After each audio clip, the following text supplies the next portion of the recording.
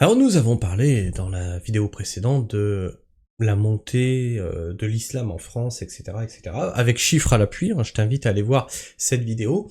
Et aujourd'hui, on a des gens qui refusent qu'un homme fasse cours à leur fille. Et bien sûr, tout de suite derrière, on dit non, non, le motif, il est pas religieux. Ah bon ? Il est quoi, alors ? Il est quoi ?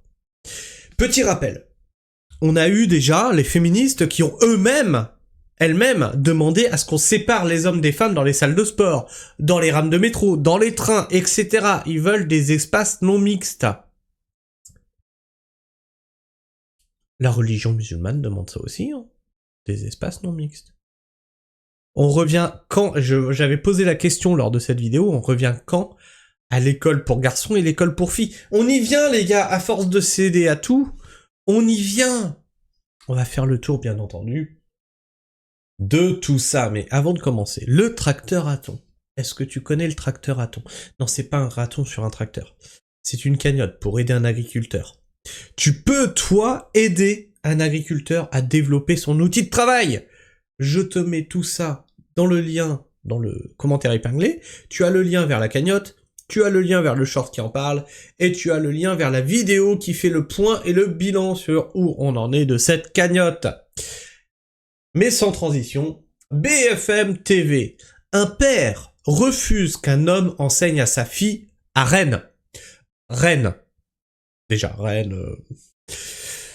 Pour ceux qui savent, un Rennes, non, il n'y a pas un problème avec certains courants religieux. Non, pas du tout.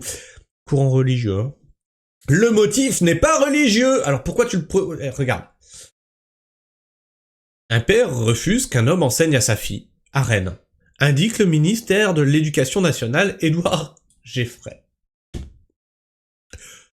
Le fait même que tu dises le motif n'est pas religieux, c'est qu'on sait, tu le sais, tout le monde sait que c'est religieux. Tu le sais que c'est poussé par une idéologie. Tu le sais. Pas d'amalgame, s'il vous plaît. Bien sûr que c'est religieux.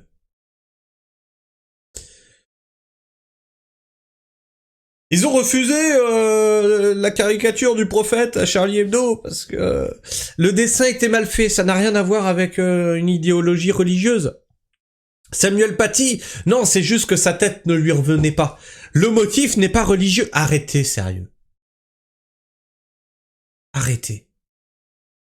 Ça suffit, on le sait. Le fait de ne pas vouloir nommer les choses rajoute des problèmes, puisqu'on ne traite pas le problème. Alors, faisons le tour de ce qu'il a à nous dire, ce cher ministre de l'Éducation. Je savais même pas que c'était lui. On a tellement changé de ministre, de gouvernement, etc. Je sais même plus qui est quoi dans ce gouvernement. C'est hallucinant. L'école, c'est pas le supermarché des revendications individuelles. Donc on ne peut pas avoir des gens qui, en arrivant à l'école, veulent ceci ou veulent cela, quelles que soient les raisons. Ça m'est égal. Veulent de la viande halal ? Accepté. Ne veulent plus de porc ? Accepté. Ah bon ? Oui, mais attends, mais tout le monde peut manger de la viande halal. Tout le monde. Alors que si c'est pas de la viande halal, on exclut des personnes. C'est vous-même qui avez fait ça.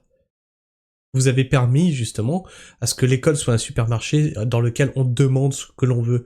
Les crèches à l'école, fêter Noël, mettre en avant les fêtes françaises. Oui, parce que, désolé, hein, Noël, c'est ancré en France. Hein. Refusé. Ah non, non, non, faudrait pas choquer certains courants idéologiques. C'est vous qui avez mis ça en place. C'est pas nous, hein. Et aujourd'hui, tu nous dis, non mais l'école n'est pas un endroit où on a le droit de faire son supermarché. Bah si, en fait. Vous l'avez fait depuis des années. Égal. On ne peut pas commencer à faire son marché dans le service public de l'éducation. L'école, c'est la même pour tous et pour toutes, et c'est sa force. L'école de la République, c'est la même pour tous, et c'est sa force. Et donc, il est hors de question de tergiverser ou de céder à des demandes individuelles de cette nature. Et en l'occurrence, c'est plus grave qu'une demande individuelle, qui est déjà une demande de cette nature n'a pas sa place à l'école. En l'occurrence, c'est plus grave, c'est qu'il y a eu des menaces sur le directeur de l'école parce qu'il refusait de faire droit à cette demande. Des menaces. Oh, ça n'a rien à voir avec quelque chose de religieux. Tu peux nous donner la nature de ces menaces? On a vu déjà des Samuel Paty, hein. Vous aviez pas pris les menaces au sérieux. C'était la même chose. Un homme, une fille qui s'est plainte, voilà. Demande. Alors, le directeur d'école avait raison. Il a donc tout mon soutien et tout le soutien de l'institution. 2, il a été menacé. Et par conséquent, le directeur a porté plainte. La rectrice a fait un article 40 auprès du procureur. Et je lui ai demandé aujourd'hui même de porter plainte au nom de l'institution. Parce que quand on touche à un professeur, ou à un directeur d'école, ou à un AESH, on touche à l'institution. Et que l'institution... Et ben maintenant, tu nommes les choses. Quel est le problème? Comment ça se fait qu'on en arrive aujourd'hui, à ce moment-là, à ce que des personnes disent « Je ne veux pas qu'un homme fasse cours à ma fille. Je veux qu'il y ait des écoles pour des femmes qui font école pour les filles et des garçons. Des hommes qui font des cours pour les garçons. » Le problème s'inversera aussi. Hein. On dira « Mais non, je veux pas qu'une femme fasse cours à mon gamin. » Ça s'inversera. Puisqu'on le voit déjà, des chauffeurs de bus refusent de serrer la main des femmes. Corrélation? Quand est-ce que vous mettez ça en corrélation? Quel est le point commun entre tout ça? Le problème n'est pas... Non, le problème n'est pas religieux. L'institution de l'école n'est pas là, une fois encore, pour céder à toutes les revendications. On est là pour instruire tous les enfants, pour protéger tous les enfants. On garantit l'instruction et la protection à chacun. C'est ça notre rôle, pas un autre. Est-ce qu'on en sait plus sur le motif de cette demande? Est-ce que c'est un motif religieux? En l'occurrence, c'est pas un motif religieux. Voyons son visage, comment il change. L'instruction et la protection à chacun. C'est ça notre rôle, pas un autre. Est-ce qu'on en sait plus sur le motif de cette demande? Est-ce que c'est un motif religieux? En l'occurrence, c'est pas un motif religieux. Son visage change complètement de tout le temps. Là, il est sérieux. On touche à l'institution pour protéger tous les enfants. En l'occurrence, c'est pas un motif. Et là, il sourit, il sait qu'il ment. Là, il sait qu'il ment. Et il est satisfait d'essayer de faire passer son mensonge. Peut-être je me trompe, hein, Fabien Olicard, tu peux... Peut-être tu me dis, Fabien, est-ce que j'ai tort, est-ce que j'ai raison, mais il y a un changement dans son expression faciale. C'est clair, net et précis. Qu'est-ce qu'on a dans les commentaires? J'imagine que ce père de famille qui refuse qu'un homme enseigne à sa fille a la même absence de religion que celui qui a renversé 10 personnes à l'île d'Oléron en beuglant à la Wagbar. On s'en tape que ce soit religieux ou pas, il n'y a aucune raison de discriminer un enseignant pour son sexe. Tout à fait. Alors là, par contre, voilà. Là, on est clairement face à du sexisme.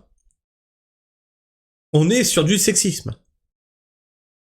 Après, personne ne l'empêche d'aller dans le privé. Il dira ce qu'il voudra là-bas. Ben même pas, parce que le privé, tu n'imposes pas les professeurs.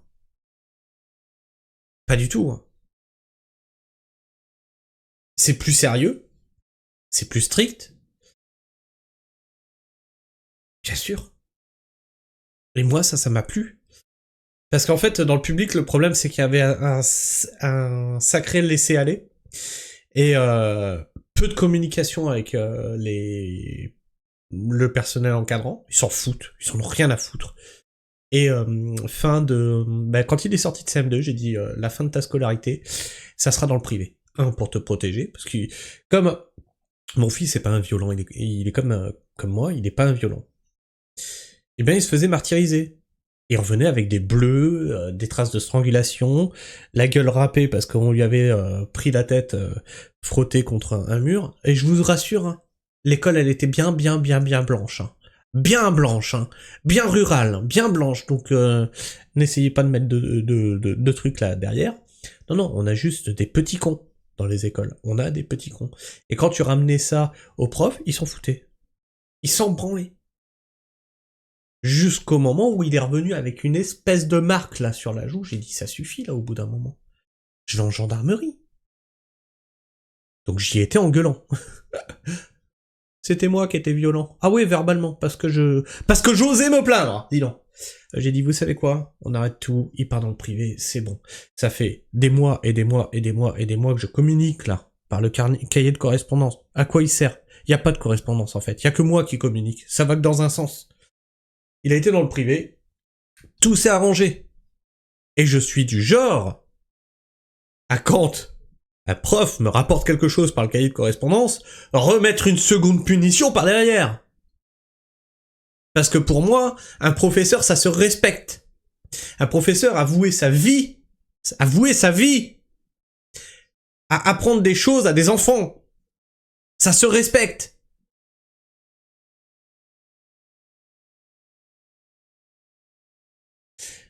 Après, personne... Oui, donc ça, on l'a lu. L'islam n'est pas une religion, c'est un phénomène sociopolitique. Non, c'est une religion, tu te tais. J'ai vu la raison, et en vrai, je peux le comprendre. Souvent, les... font des métiers... Ah oui, souvent, les pédos, ok, font des métiers proches des enfants, et de nombreux enseignants hommes ont été accusés de... Brigitte, c'est un homme? Ok. Je dis ça comme ça. Et fut un temps, avant les années 80, où les enseignants hommes étaient la norme. Il n'y avait pas plus de problème. Là, ce que vous faites, Madame Gwen, c'est du sexisme. Là, vous faites preuve de sexisme. Alors, ça serait rigolo que vous soyez féministe. Ouais, bah voilà, everyone watch a woman's sport, tu as compris. Eh bien, pourtant, ce que tu fais là, c'est de la discrimination en fonction du genre. Un homme est coupable par défaut pour toi, madame. Ça rentre dans les VSS. J'étais syndiqué. Mon rôle était de, justement, me battre contre les VSS en milieu de travail. Eh bien, ton tweet là, il passerait pas. Ça passe pas. Ça fait partie des VSS. Ça fait partie des discriminations, madame. Le féminisme d'aujourd'hui ne se bat pas pour les droits, l'égalité des sexes. Tu le vois bien avec ce tweet. Tu le vois bien. Et c'est comme ça qu'ils te disent convergence des luttes. Bah ouais, parce que là, ça l'arrange bien. Elle s'en fout de la religion, là. Parce que tous les hommes sont des pédos, après tout.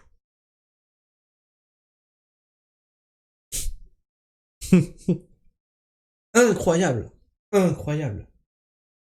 Et quand il y aura la charia, elle dira « Oh mais non, mais attention, c'est une dérive et tout !» Tu l'as voulu. Bref. Je sais pas ce que tu penses de tout ça. N'hésite pas à me le dire dans l'espace commentaire, à me partager ton avis, ton opinion, à t'abonner, si tu es encore là en fin de vidéo, bien sûr. N'oublie pas la cagnotte pour aider un agriculteur. Toi aussi, tu peux soutenir un agriculteur. Tout ça, c'est dans le commentaire épinglé. Tu peux partager cette vidéo, très important. Je peux compter que sur vous pour faire le travail, parce qu'on est en guerre avec YouTube. YouTube a décidé de mettre ma chaîne sous une chape de plomb, elle veut pas que ça se diffuse, donc je ne peux compter que sur vous. Et bien sûr, le like, le boost, le commentaire, tout ça, ça joue à devoir montrer à l'algorithme que ça gigote sur la chaîne et qu'il ne peut pas l'ignorer. Donc bien sûr, je sais que vous le faites, je vois déjà que j'ai des vues qui viennent depuis vos partages. Donc continuez le travail, on va faire tomber l'algorithme, on va l'obliger à nous considérer. Sur ce, moi je vous fais la bise, prenez soin du sol, et restez pragmatique. Ciao.